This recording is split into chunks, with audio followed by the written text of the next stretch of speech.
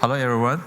Thank you for coming to our media briefing. I'm Michael Xu from China. Today, we have excellent 4 young people who want to share their idea about climate change. So let's welcome the first speaker.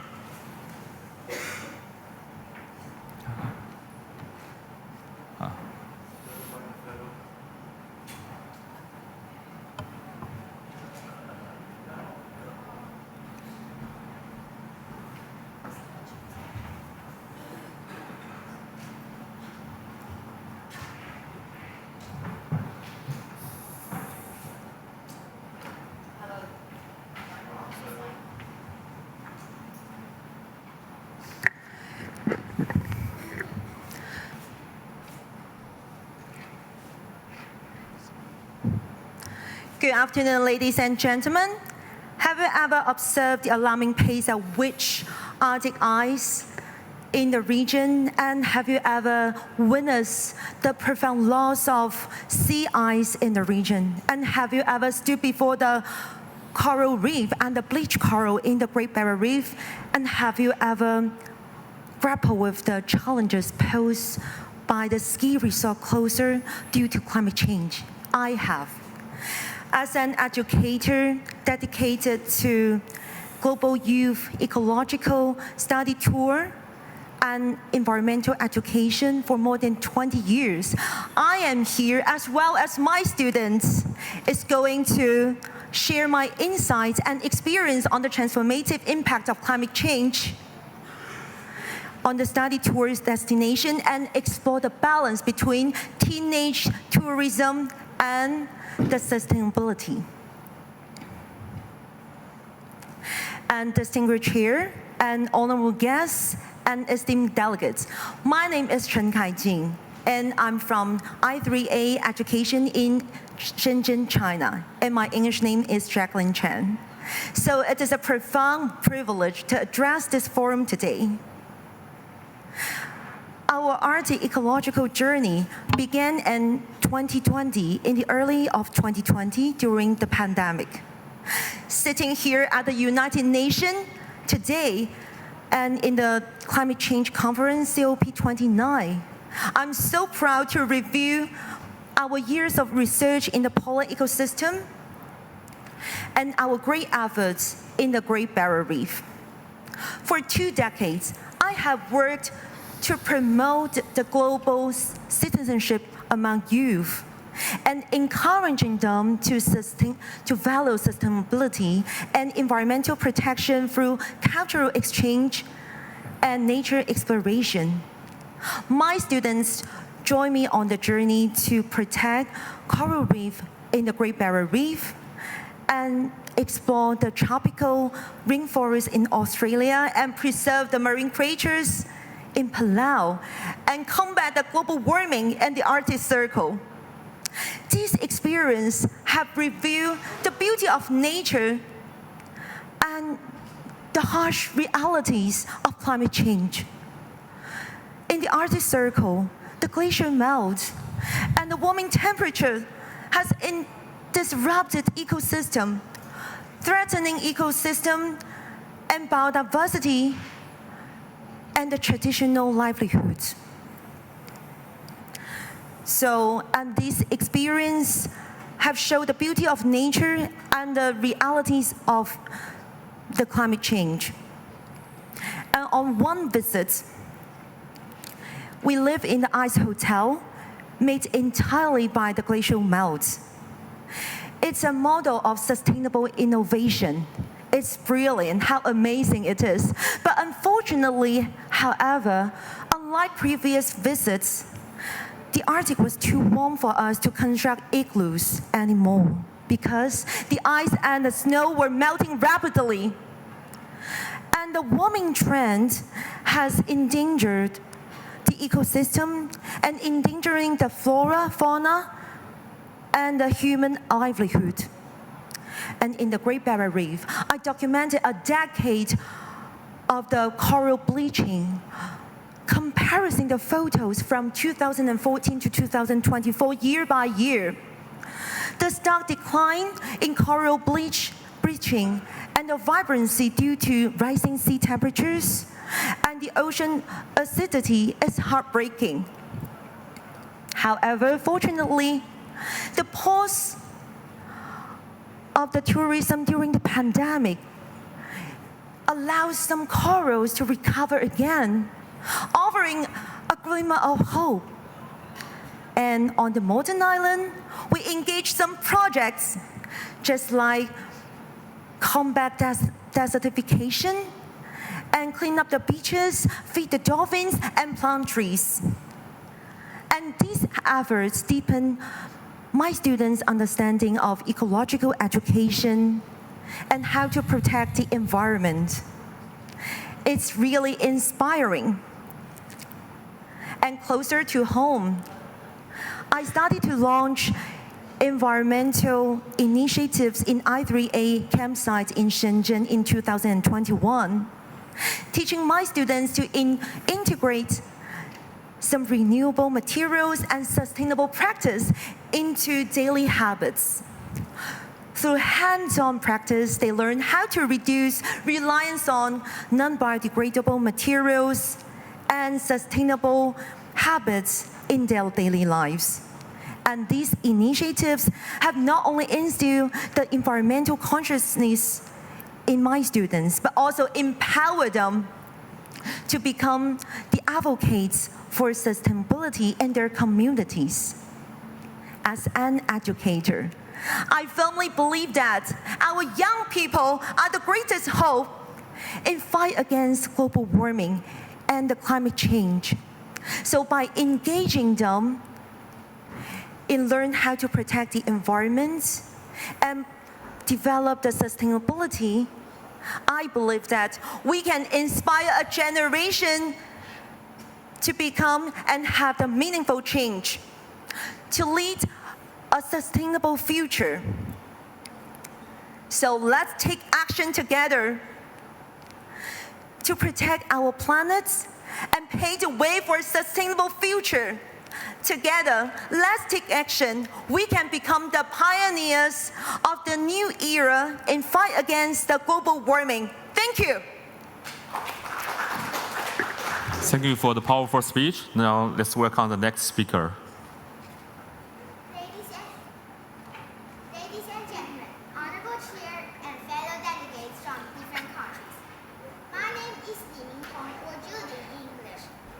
I am an RO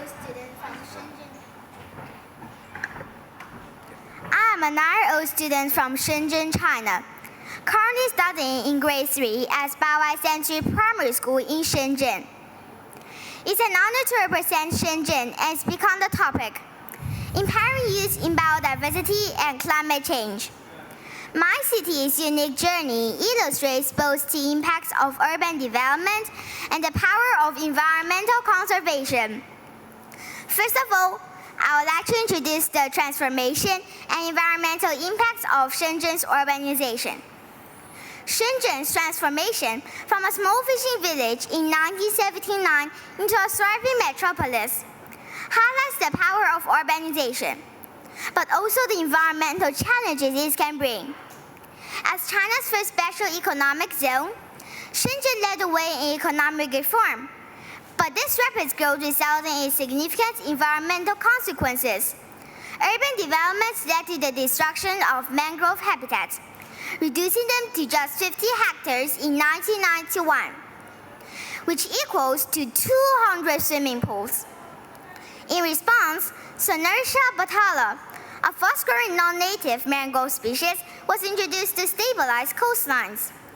Whilst providing short-term solutions, it led to monocultures that restricted biodiversity and caused problems with water flow and flood management. Over time, we learned that successful restoration requires balancing both ecosystem needs and human development. However, one of the brightest success stories in Shenzhen is the restoration of mangrove habitats, particularly in Shenzhen Bay. The blackfish pinbills, once critically endangered, has now flourished in this area due to improved habitat conditions. From fewer than 300 pinbills in the 1980s, the global population now exceeds 6,600, with 299 of them residing in Shenzhen Bay, making it one of the largest habitats for these species. In my school, we learn biodiversity through fieldworks, research projects, and direct interaction with experts. We observe wildlife, document it, and explore the beauty of nature, which encourages us to have a sense of responsibility to protect it and teaches us to appreciate biodiversity. We have courses on carbon neutrality and sustainable living, such as the dual carbon poker game, which makes green living fun and interactive.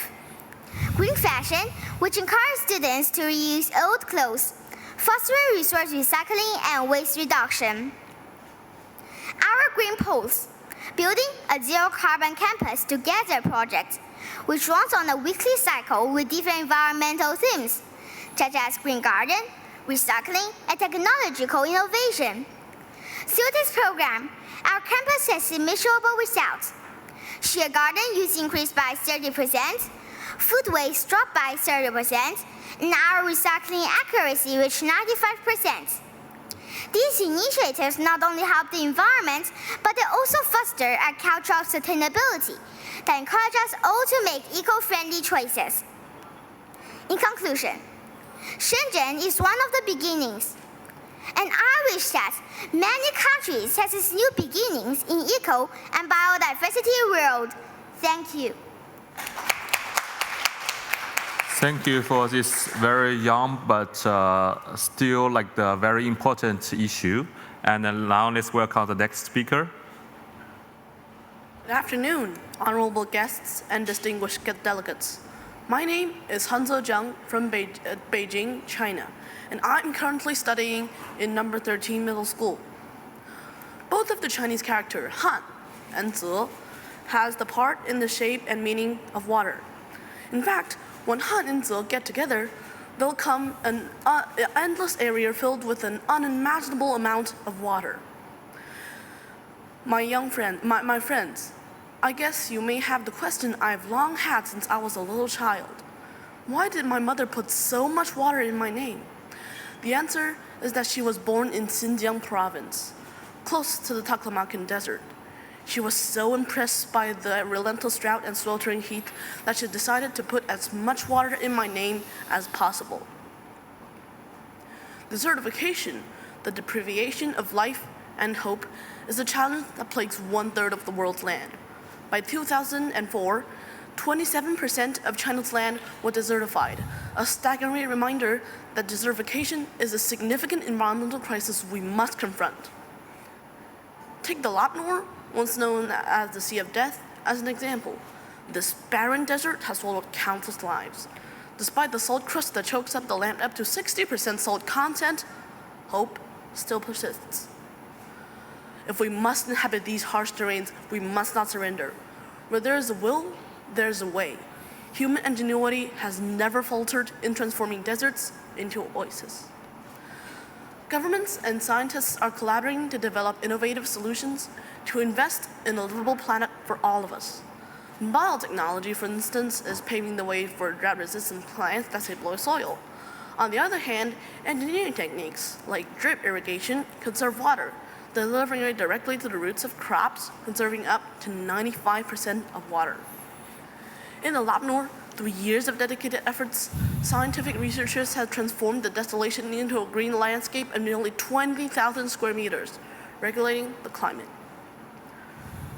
By 2024, China reclaimed over 20,000 square kilometers of sandy land in just 1 decade, an incredible feat in desertification prevention.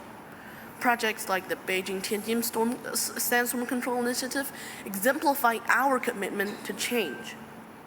If my mother were born today, she would be so inspired to see that we, the younger generation, possesses not only the will but also the tools to combat desertification. We embrace environmental stewardship with enthusiasm and innovation. I urge my peers to join me in this mission.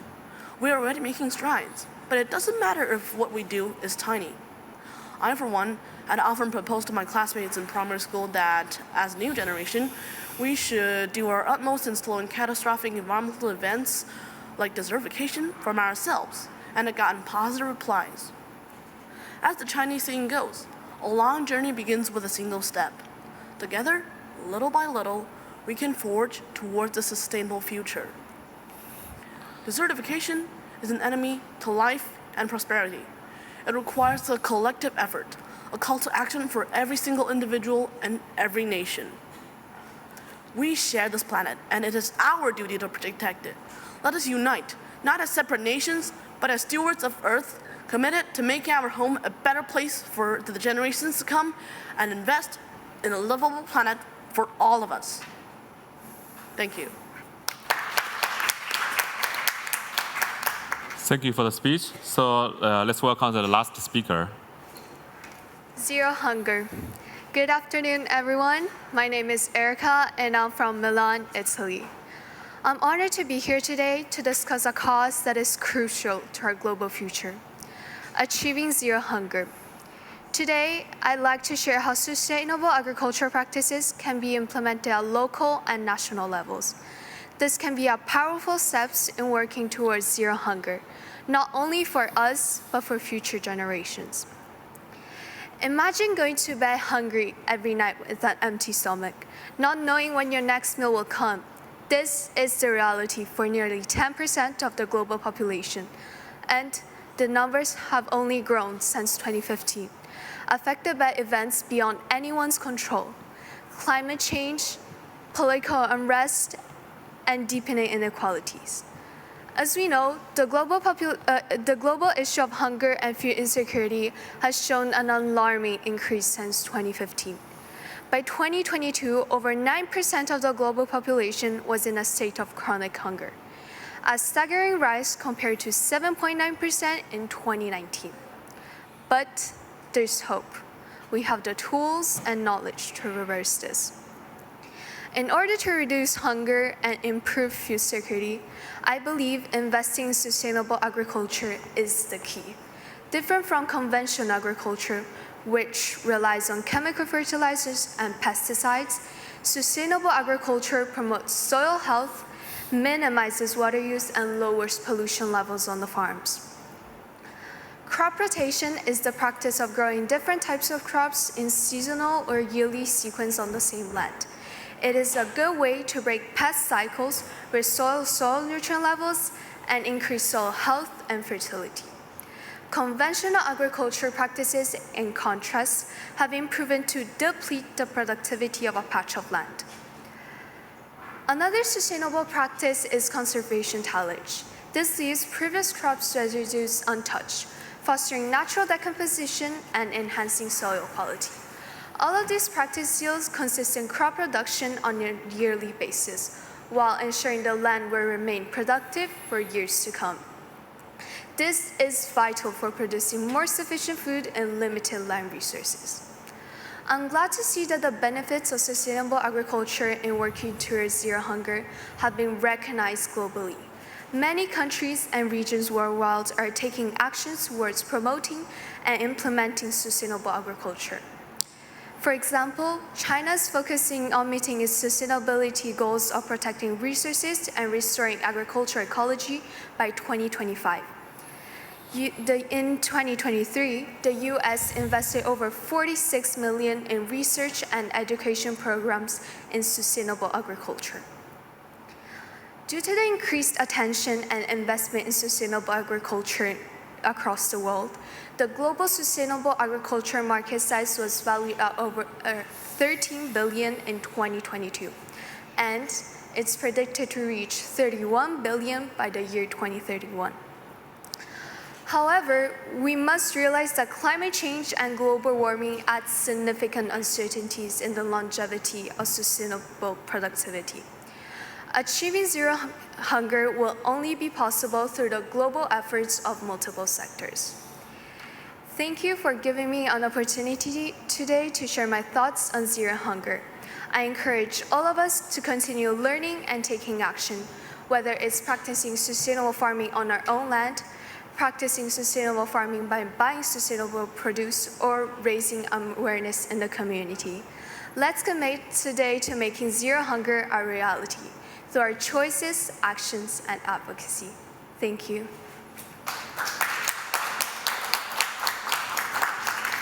Thank you for all the speakers. Excellent speech. So now I think we still have like 8 minutes left, and we are welcome open the floor to the questions. Welcome all the audience. If you have any question want to follow up, feel free to raise. Okay, I think there's a young lady in the middle. She have the. Just wait for the mic. Yeah. I want to ask what measures can individuals take in their daily lives to reduce climate change? Thank you. Do you have some specific speaker you want to ask the question to? Maybe second or third speaker? The last one? Last one? Okay. There are many simple steps in your daily life that can reduce climate change. Like, for example, reducing the amount of energy use, for example, by turning off the light when there's sunshine outside, or a simple step such as closing the tap whenever you see someone that forgot to close the tap. And through just simple steps in our lives can change global warming. And if all of us just take these little steps, we can make a huge impact on reducing global warming. Thank you for your question. And any other speakers want to add up? No? Okay, so here's another question from another young lady.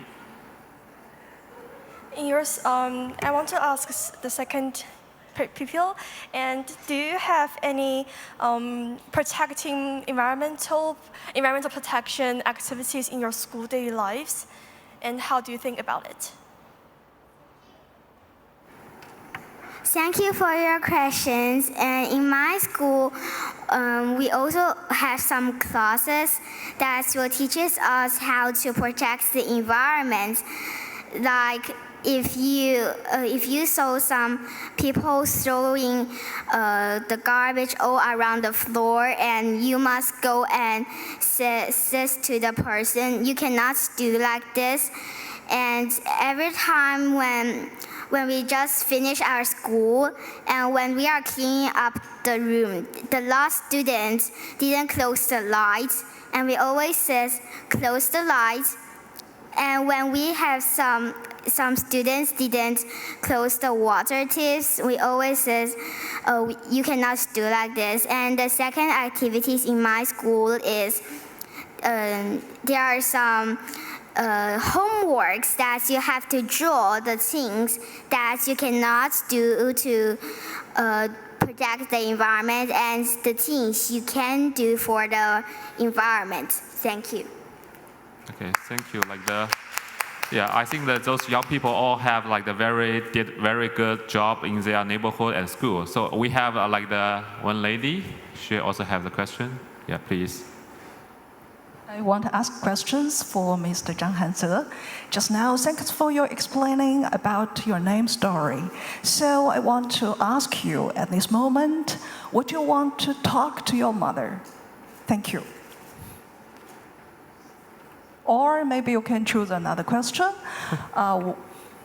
What do you think for the daily life, what you can do to make our more green environment? Thank you.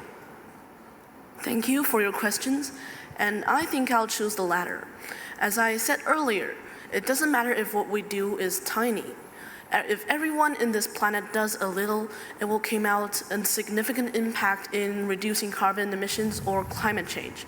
For example, even changing a car, you used to use the diesel, now you can use the electric car, and then by this, you can reduce carbon dioxide emissions into the atmosphere and therefore decreasing the global warming. So by this way, little by little, we can forge together into a better future and invest in a livable planet for the generations to come. Thank you. Okay, thank you for your answer. Yeah, any other questions from the floor? Okay, so I think the one more question you want to raise? Yeah, please. I think we have only 3 minutes left, so please try to make it quick. So I want to ask the first person. So why is it so important to let all the young people know about protecting our environment? And do you have any future schedule about spreading our environmental issues? Well, thank you so much for the question from this young lady. Actually, that's just what I mentioned just now. Young people are the greatest hope in the fight against climate change. So if we don't take action right now, and all of you have to suffer from the consequence we are doing right now. So that's why we have to concern climate change. And then you are going to have a sustainable future. So, and the specific details, I think, last time we explored several times to the North Pole, to the Arctic. Maybe next time, I would like to organize my students to the Antarctica. Because it's very urgent for us to protect the environment and to protect the wildlife and the habitats for the wildlife. So that's why, ladies and gentlemen and boys and girls, let's take action and concern climate change. Thank you. Thank you for Ms. Chen Kai-jin with like a very passionate closing. So I think we almost have a very interactive like the Q&A session, and we are almost there. Thank you all everybody for coming and listening, and thank you all the speakers. Thank you.